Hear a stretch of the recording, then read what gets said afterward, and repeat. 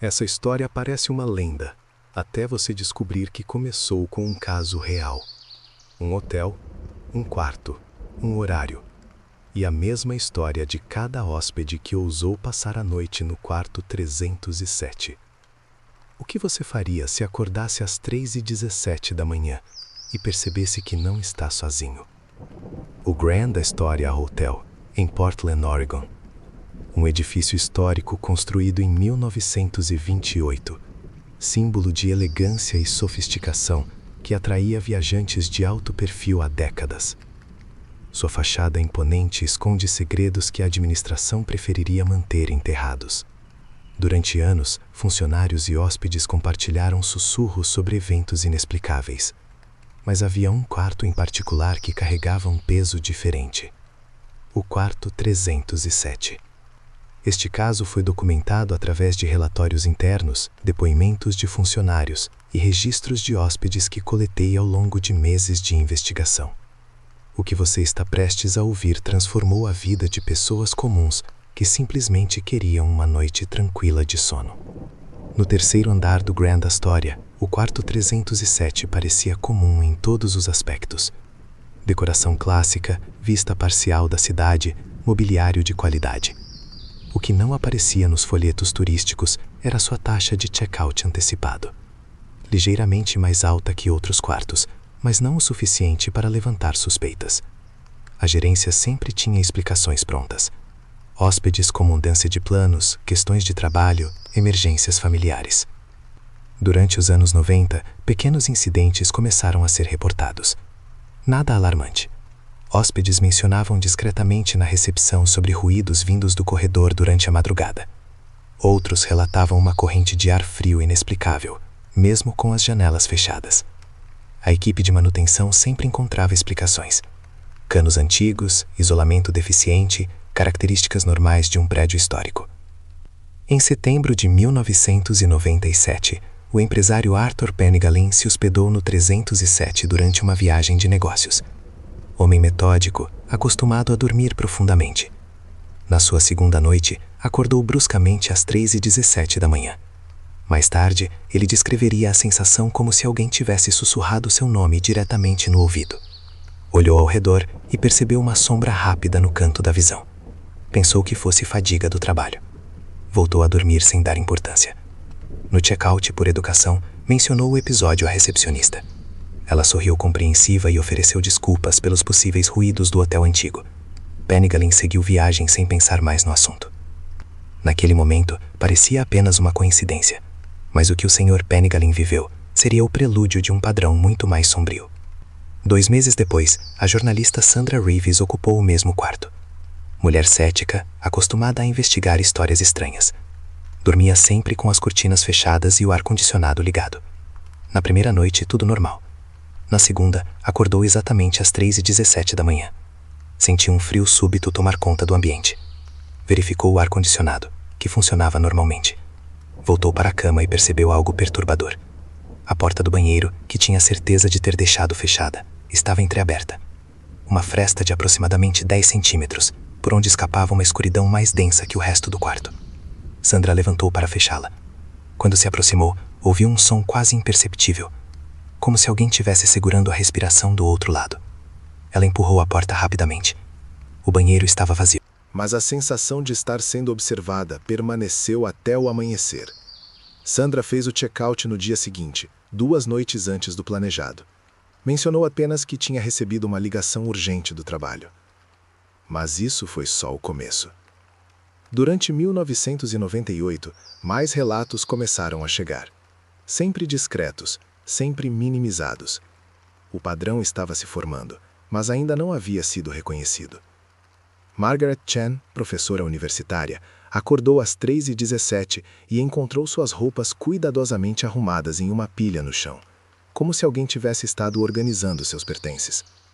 David Walsh, contador aposentado, despertou no mesmo horário e viu todas as gavetas da cômoda abertas em ângulos idênticos.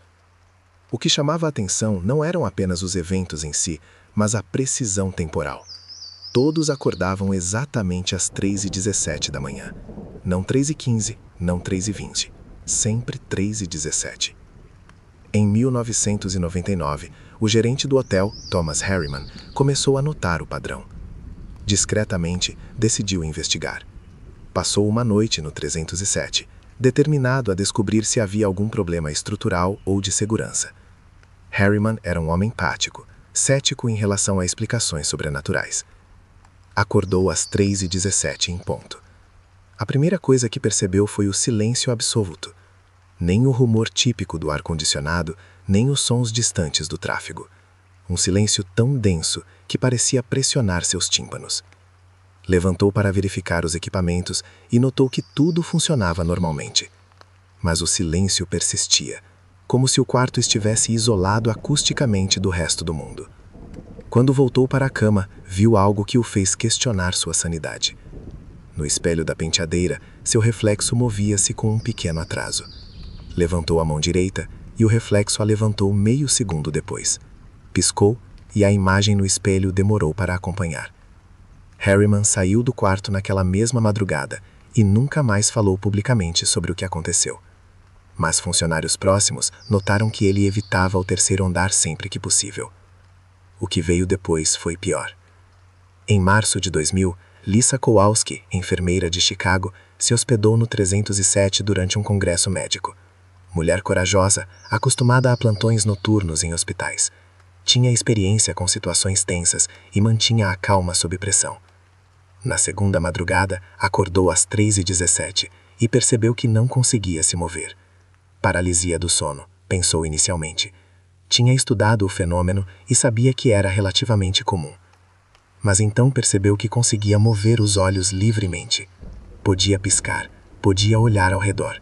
Apenas o corpo permanecia imóvel. Foi quando viu a figura na poltrona ao lado da janela. Uma silhueta humana, sentada em posição estranhamente rígida.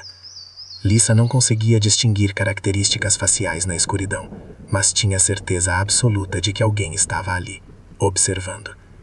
Tentou gritar, mas nenhum som saiu de sua garganta. A figura permaneceu imóvel por aproximadamente 15 minutos. Então, lentamente, levantou e caminhou em direção ao banheiro. Lisa ouviu passos claros no carpete, viu a porta do banheiro se abrir e se fechar. Quando finalmente recuperou o movimento, correu para o banheiro. Vazio. Verificou o armário, embaixo da cama, todos os cantos possíveis. Ninguém. Mas o cheiro permaneceu. Um odor adocicado e enjoativo, como flores murchas. Lisa fez as malas imediatamente e esperou na lobby até o primeiro voo disponível. Naquele momento, a administração do hotel não podia mais ignorar o padrão. 5 anos de relatos similares, sempre às 3h17 da manhã, sempre no quarto 307. Harriman tomou uma decisão controversa. Contratou uma empresa especializada em investigações discretas para monitorar o quarto durante um período de 3 meses. Os investigadores instalaram equipamentos de gravação e sensores de movimento. Durante as primeiras semanas, nada anormal foi registrado. Mas na quarta semana, os equipamentos começaram a apresentar comportamentos estranhos. Câmeras mudavam de ângulo sozinhas, gravadores paravam de funcionar exatamente às 3h17 da manhã. Sensores de movimento disparavam em sequência, como se algo invisível estivesse caminhando pelo quarto. A descoberta mais perturbadora veio na sexta semana. Uma das câmeras capturou algo que os investigadores levaram semanas para compreender. Às 3h17 da manhã, a temperatura do quarto caía abruptamente de 22 para 14 graus Celsius. A mudança era tão súbita que a câmera registrava vapor se formando no ar, como se alguém tivesse aberto uma geladeira industrial. Mas não havia fonte para essa mudança de temperatura. Ar-condicionado funcionava normalmente, janelas permaneciam fechadas. A friagem vinha de lugar nenhum e durava exatamente 15 minutos. Às 3h32, a temperatura voltava ao normal em questão de segundos. Durante esse período de 15 minutos, os sensores detectavam movimento constante, mas as câmeras não mostravam nada. Era como se algo transparente caminhasse pelo quarto, interagindo com o ambiente de forma quase imperceptível. Os investigadores apresentaram um relato de 20 páginas que Harriman mantém trancado em seu escritório até hoje. As conclusões foram inconclusivas, mas as evidências eram inquestionáveis. Algo acontecia no quarto 307 todas as noites às 3h17 da manhã. O ponto de virada veio em outubro de 2001. Robert Kellman, professor de física da Universidade de Oregon, se hospedou no quarto como parte de um estudo sobre fenômenos arquitetônicos em edifícios históricos. Kellman era conhecido por sua abordagem científica rigorosa e ceticismo em relação a explicações paranormais. Preparou-se meticulosamente, levou termômetros, medidores de campos eletromagnéticos, gravadores digitais e uma câmera de visão noturna. Queria documentar qualquer anomalia com evidências científicas sólidas. Às 3h17 da manhã, todos seus instrumentos começaram a funcionar de forma errática simultaneamente. A temperatura despencou. Os campos eletromagnéticos oscilaram violentamente. E pela primeira vez em anos de investigação, alguém conseguiu uma gravação clara do que acontecia no quarto. A voz de uma mulher jovem sussurrando repetidamente. Ele não deveria ter subido. Ele não deveria ter subido. Kellman permaneceu no quarto até o amanhecer, registrando tudo. Quando revisou as gravações, descobriu algo que o deixou profundamente perturbado. A voz não vinha de lugar específico. Parecia emergir das próprias paredes, como se o quarto inteiro fosse uma caixa de ressonância para uma mensagem gravada há décadas. A investigação de Kellman revelou registros históricos que a administração do hotel preferiu não divulgar. Em 1934, uma hóspede chamada Eleanor Marsh foi encontrada morta no quarto 307. Aparente suicídio, segundo o relatório policial. Mas testemunhas relataram que Eleanor vinha recebendo visitas noturnas indesejadas de um homem que ela temia. Na noite de sua morte, funcionários ouviram discussões vindas do quarto às 3h17 da manhã. O caso foi rapidamente arquivado. A família de Eleanor não quis escândalo. O hotel pagou uma indenização discreta e o assunto foi esquecido. Mas Eleanor nunca foi esquecida, pelo menos não pelo quarto 307. Kellman publicou suas descobertas em uma revista científica obscura, mas o hotel conseguiu que o artigo fosse retirado de circulação através de pressões legais. Algumas cópias ainda circulam em fóruns especializados na internet. Após o incidente com Kellman, a administração do Gran Astoria tomou uma decisão drástica. O quarto 307 foi oficialmente retirado do inventário de hospedagem. Tecnicamente ainda existe, mas nunca mais foi ocupado por hóspedes pagantes. Funcionários relatam que ocasionalmente, durante rondas noturnas, ainda ouvem sons vindos do quarto vazio, sempre às 3h17 da manhã. Passos no carpete, gavetas sendo abertas e, às vezes, muito baixinho, uma voz sussurrando. Ele não deveria ter subido. Algumas teorias tentam explicar os eventos: campos eletromagnéticos causados pela estrutura do prédio, infrasom gerado por vibrações, sugestão psicológica coletiva. Mas nenhuma teoria explica a precisão temporal dos eventos.